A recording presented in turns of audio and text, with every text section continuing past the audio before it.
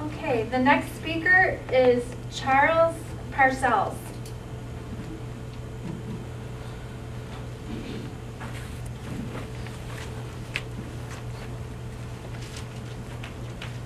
My name is Charlie Parcells, P-A-R-C-E-L-L-S. Excuse me. My family's been up here a long time. The family land in Huron County are dear to me, as they are to lots of people who don't live here, although I'm beginning to, who call Huron County home sweet home, not just home. On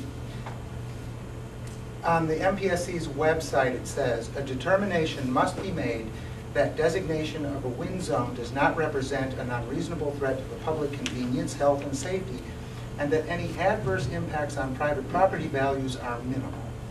In plain language, it says that the MPSC cannot recommend a wind zone unless these impacts are minimal.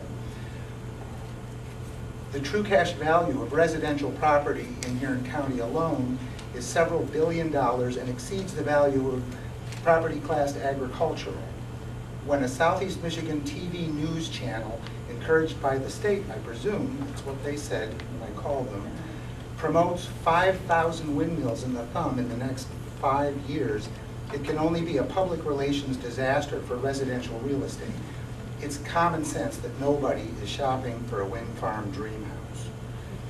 The entire local community, not just special interests, should be the primary influence on what happens. The decision I can live with is the decision the whole community makes, not just some of the community. I don't know which way it's going to go, but it depends a lot on how it goes. I made some maps to illustrate the impact of 2,800 and 5,000 wind turbines because numbers alone don't tell the story. One of the maps was printed in a local advertising circular called Thumb Blanket only a week ago by a group of residents at their own expense. The state's wind energy consultants certainly made similar maps for the edification of state officials. Withholding them from public view is wrong.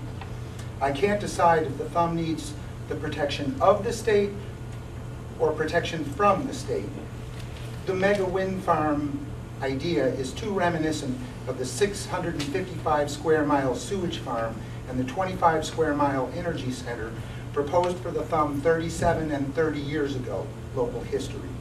Using the thumb as an engineering sandbox for daydreaming about improbable industrial landscapes that the planners themselves might not tolerate in their own backyards has happened before.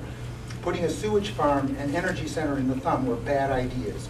Putting thousands of windmills here is also a bad idea, but that's just my opinion. That's just my opinion. To my friends who farm, I don't fault anybody for doing what he thinks is in the best interest of his family. And I hope that we can have our disagreements, whatever they might be, by this process and not personally. Thank you very much. I'd like a copy of that letter because I want to sign my name to it and send it in. Thank you very much. That was wonderful. Thank you. Yes.